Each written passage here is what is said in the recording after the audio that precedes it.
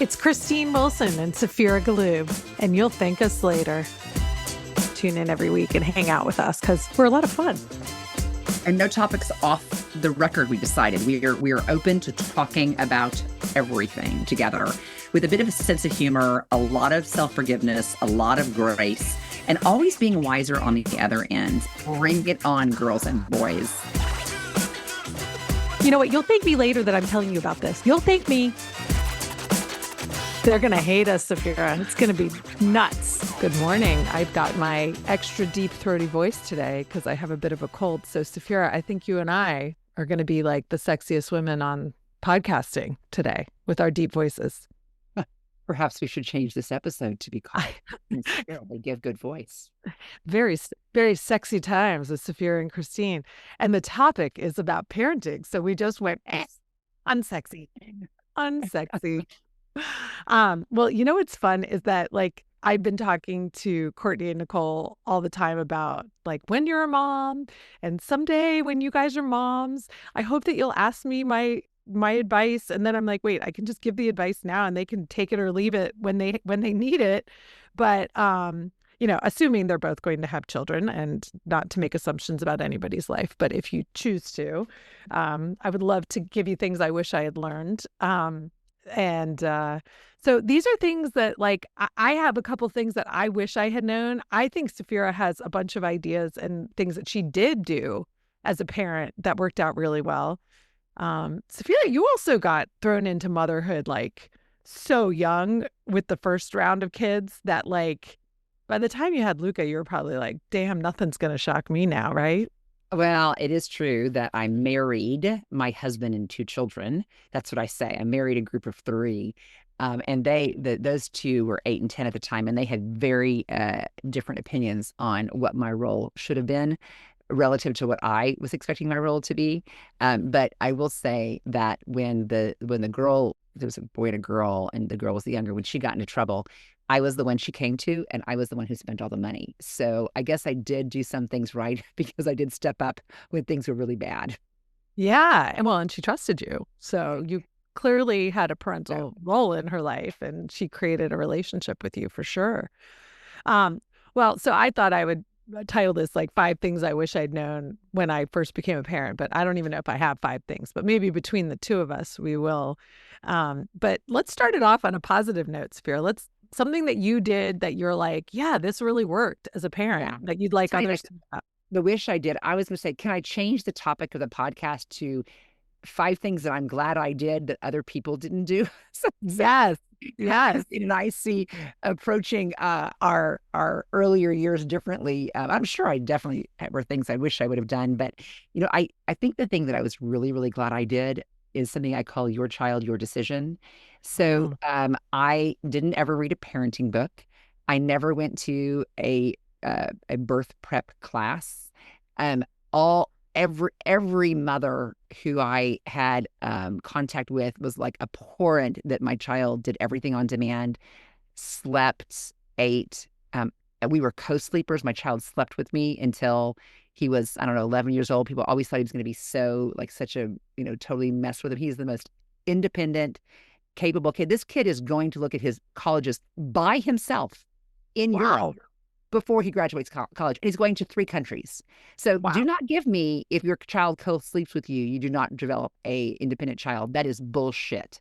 So, so I did not read what other people recommended, and I didn't ask anybody's opinion. I totally parented the way I wanted to parent. And it was sometimes a very unpopular place to be. So did people really give you shit about it? Oh, 100%. Cared? 100%. And they would come to me with statistics and experts, and there's a lot of shaming. Like, you do realize that you're going to XYZ, or, we're doing it like this because it's going to guarantee A, B, and C. There's a lot of, and it's kind of like water cooler talk around the soccer field and how's your child doing this. Potty training, for example. People had really different opinions. And my kid was the first to potty train. And, we didn't do it the way anybody else did it. So I'm not saying that I did it.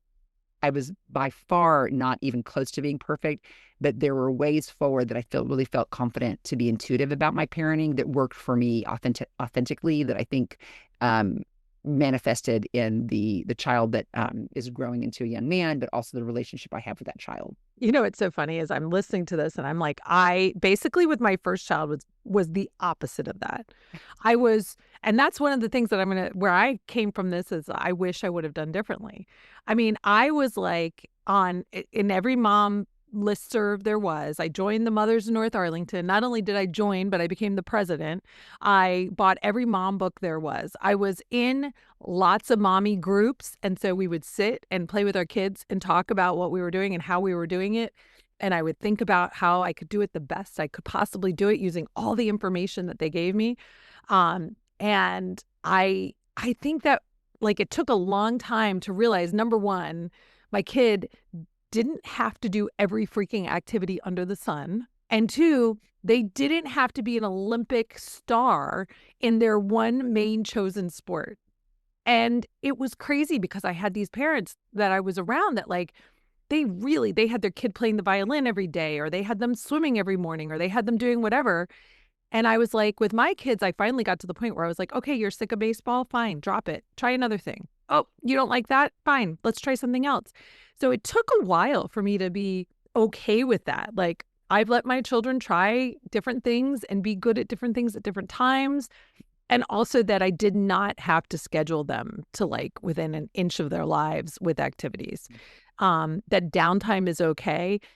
We did raise kids though in this, I will say, in this like brand new era of screen fear and complete overtake of our lives. And Right. that was one of my biggest fears, was that downtime would just always be television, video games, screens of some kind.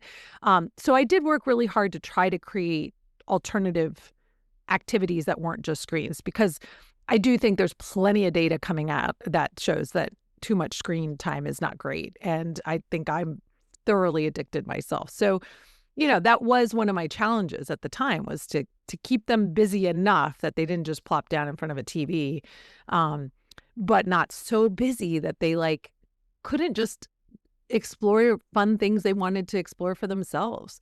But the keeping up with the Joneses, the not being the loser mom in the mom group, it is really a fear. And I really felt it. And I did not have, one, probably the maturity that you have and the experience that you had, you know, having raised two children already. I just didn't have that self-esteem to say, I'm going to do it my way and screw you. You were being way too generous and gracious about my motivations for having been such a lax parent on these things. The reason that I didn't do it was much more selfish. I didn't know what the outcome was going to be, but number one, I had my dance studio. And so that was the jealous mistress in all of our lives. So I was always with the studio, but I didn't like to go to all those activities. I didn't like Yeah. to go to the soccer games and the swim meets. So I was like, well, if we just don't sign up for them, then he doesn't have to go. And if he doesn't have to go, I don't have to go. Right. The other thing is that we were doing all those at that house swap during the summers, and we would go for 3 up to 6 weeks at a time. And when, you can't sign up for a sport if you're Yeah. so there were a couple of things I think that impacted it, but please don't think that it was because I was parenting from a place of confidence. I was probably parenting more from a place of selfishness. Well, I don't know. You did it your way. And the fact that people actually came at you and you stuck to your guns, I think is so important. By the way, Courtney and Nicole, production note here. We need to do an episode on house swapping. But we have to, like, how you do it, what you do, what the rewards are, because for God's sakes, that's like the coolest thing ever. And when Saphira first told me she did it, I was like, it's the neatest thing ever.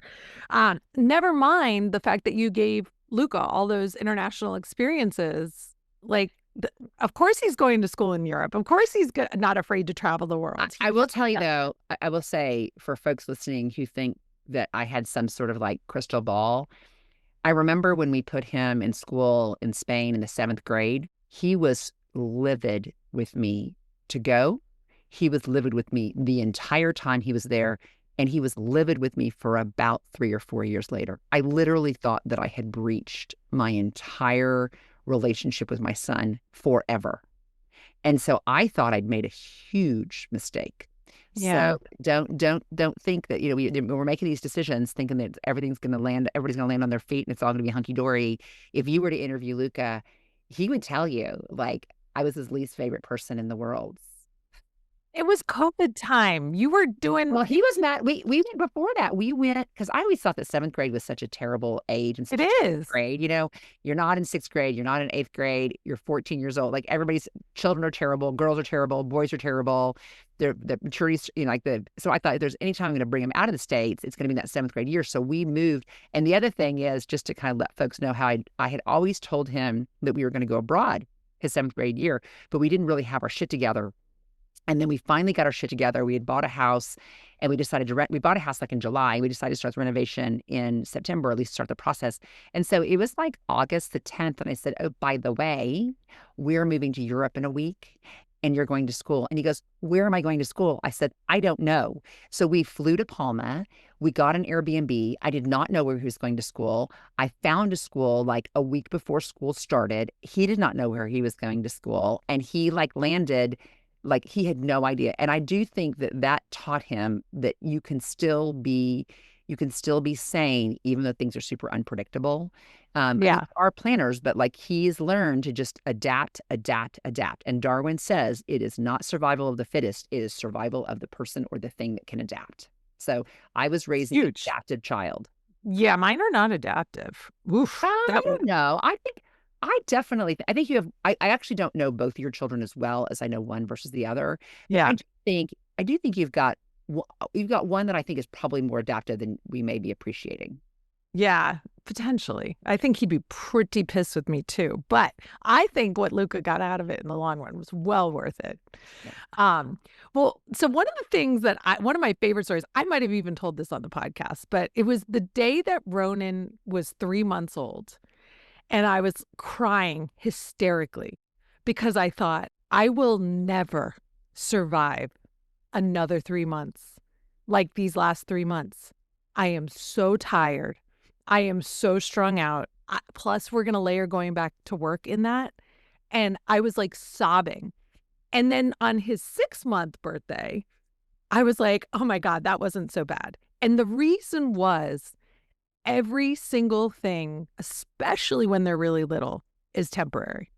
So everything that had happened in those first 3 months were very different in the next 3 months. His sleeping schedule, his eating schedule, his nursing schedule, his temperament, his giving me something back. And then that's when I started to realize that just about the minute that you lose your mind over something, it totally goes away. It just completely changes. I remember being awake at 4 a.m. and sending out like an SOS message on the mother's listserv. Like, my child has been up at 4 every single night for 4 nights. I will not survive. And the next night he slept through the night. And it's funny how, I mean, I've watched people who are like, on these like home buying shows and they're like, well, we have to buy a house with a bathtub because we have a 2-year-old. And I'm like, for God's sakes, that 2-year-old's going to be standing in a shower in a couple months. Like, you can put a little tub in the bottom of your shower for now. It's very temporary. Making baby food is temporary.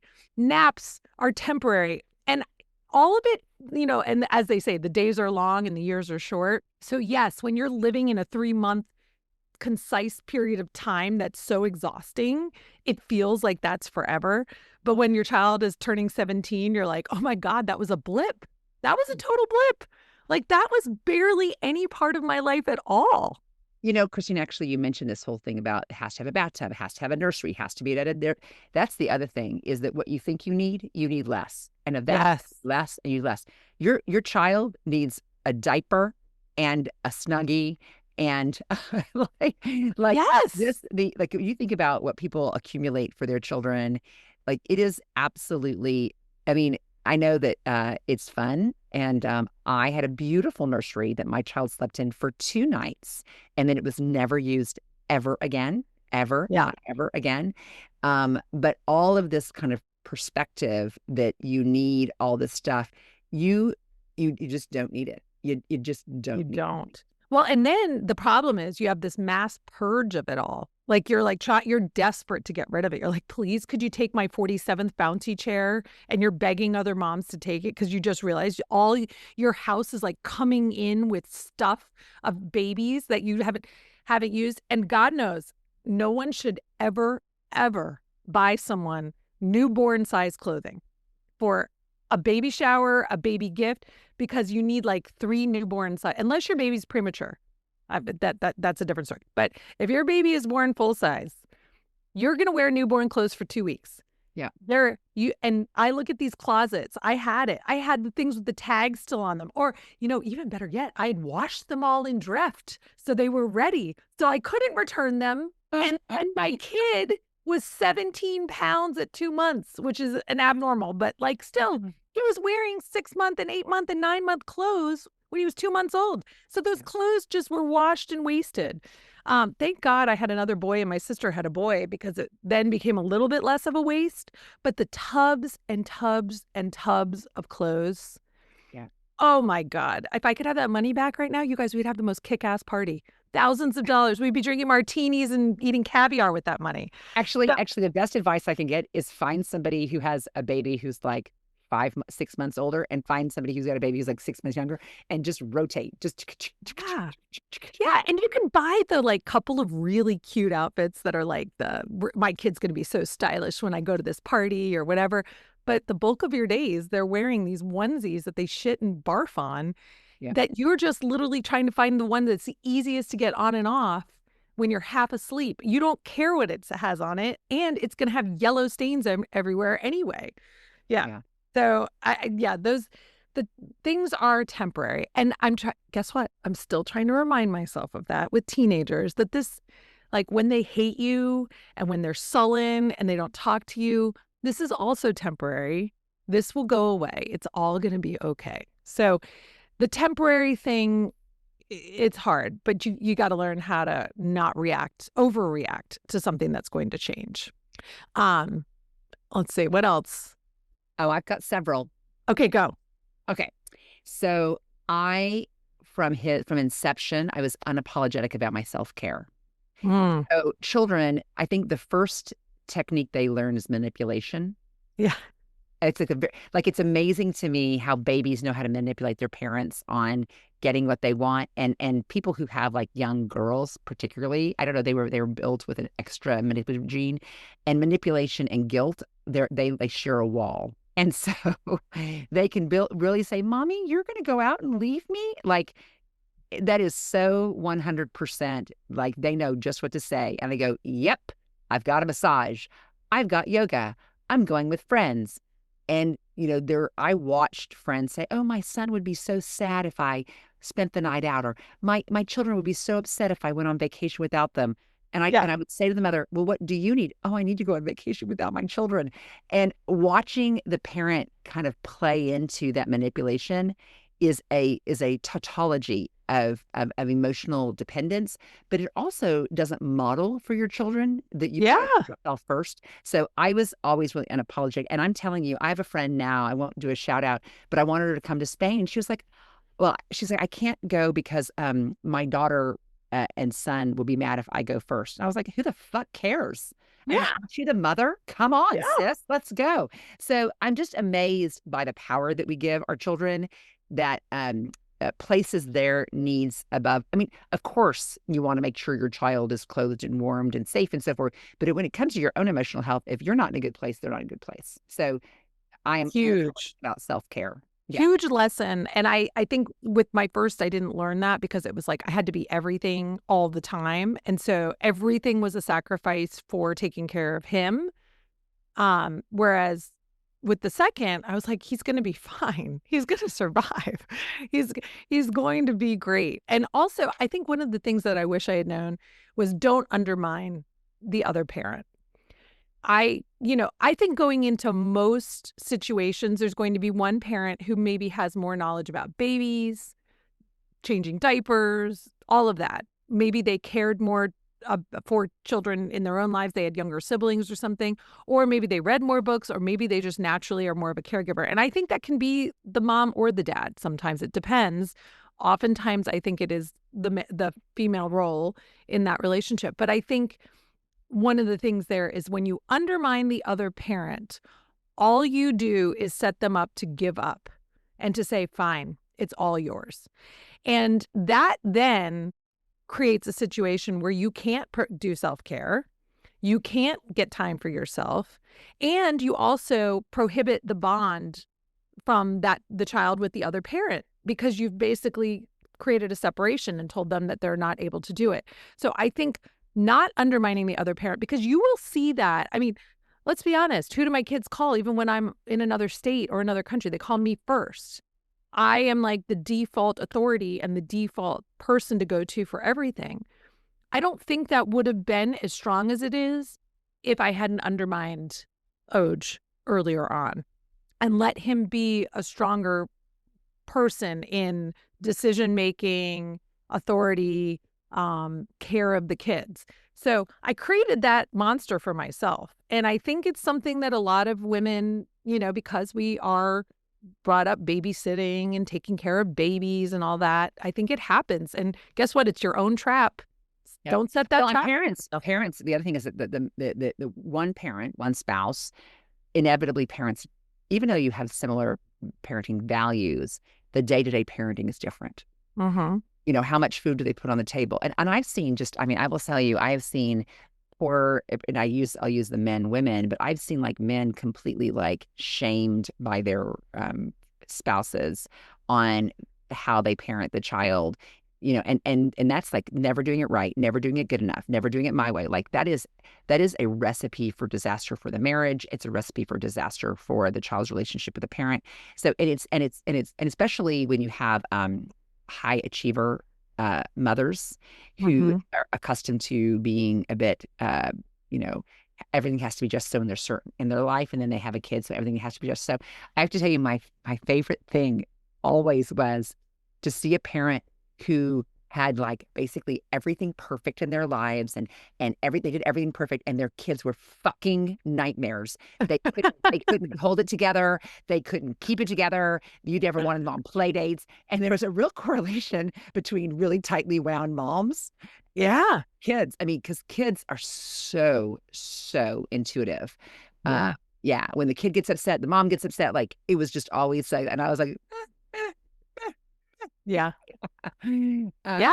yeah, Well, I mean, and I think that I do think that's probably one of my biggest regrets. I do wish I had known.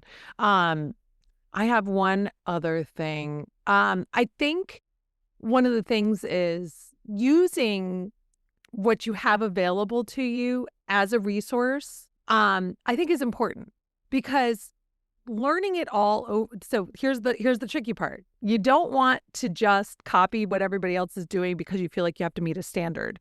But there are so many people out there that can be a resource for you to help you find, maybe a specialized doctor or um maybe the coolest new night onesie that you don't have to take off the whole damn thing when you put when you're changing diapers, whatever it is. So I do think it's important to understand what your resources are, your trusted resources, but also don't be an asshole. Like I have had mothers that are like, they would go out and almost like survey every mother they knew. Like, my child won't give up the pacifier. What did you do to get your child? And then they ask every single person they knew. And I think at the end of the day, they didn't take anyone's advice. yeah. And it almost felt like they were like sucking you dry for information over and over and over again, and then never really using it. So it's like, use your resources, but also be kind to those resources, especially if they're other mothers that I you're. would always say to that mom, your kid's not going to go to college with the pacifier. It'll get rid of it. He'll get rid of it. She'll get rid of it when they're ready. Ronan had his till he was 4. He would go to. And let me just say, Ronan is a perfectly adaptable, capable guy. Everything's fine, right? Like, And he only had braces once. Declan had them twice, and Declan didn't even have a pacifier. So, love um, that. yes. Yeah. And I don't know. We always joke that there might be some sort of fixation that came out of that. We won't make Ronan's going to kill me. Anyway, just pretend I didn't even make that Well, joke. I mean, he's a teenage boy. I hope so. So I have one other one that I think Yeah. is the thing that I am the most proud of myself on. Yeah. And if someone were to say to me, what's the one thing that you would tell me is important in terms of prioritizing? And I would say your child's emotional health and well-being is more important to any of their other achievements. It's Yes. more important to their academic achievements, their social achievements, their Athletic. athletic achievements, their artistic achievements, their creative achievements. Everything is draws from the strength of being emotionally healthy. And in this day and age, rearing an emotionally healthy child is our hardest task. And Mhm. it is, and I will tell you, it is amazing to me. And boys, by the way, this is where we could really use some data, is a very underappreciated delicateness, I think, because we understand that girls are going to be a more complicated creature at that age, but boys are equally complicated. They just don't communicate it. Yeah, it's all this, like, hidden secret stuff, and then every once in a while, it comes out in, like, a flood, and I'm like, "Oh, you've been feeling all those feelings, and you didn't come to me, and you didn't work through them all this time?" Oh, Or it manifests in high risk behavior. So if you've right, got a child who is demonstrating high risk behavior, and high risk behavior can also be being ugly to you, or right. being ugly to the parent, or ugly to friends, or shutting down, or not communicating. That is like a signal that the child is suffering, and they just don't know how to, work through their suffering. Yeah. I 100% agree, and I think we in the United States especially get very caught up in the outward achievements, the rah-rah, your child made the honor society, your child is the best track athlete, your child did this, and, I think when it comes down to it, let's just be honest, I none of us know any Olympian children. I mean, really, we don't because it is so few and far between. We actually know very few people who play D1 sports, never mind make it to professional sports. So if we as parents put all our eggs in the basket of like, my kid is going to be this super athlete, what else are you, where's the emotional wellness? Where's the other things that that child has going for them? So I do really worry. I see it happen a lot Me with too. parents.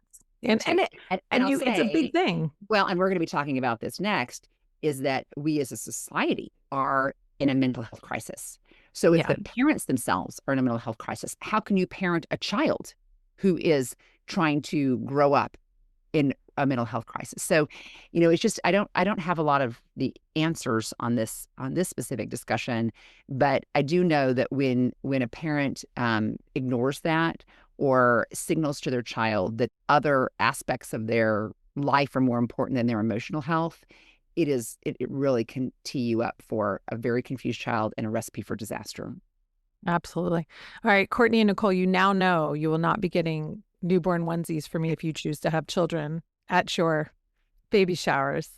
Um, because you're gonna have about 500 more than you need, I promise. And you will Don't not get register for from them. me, and you'll not get from me what to expect when you're expecting, because that baby's going to grow inside your belly and it is going to come out your vagina or on a C-section. And that is what's going to happen. There's one or two ways to do it. You can try to read all about it, but it's going to happen. So just go with it.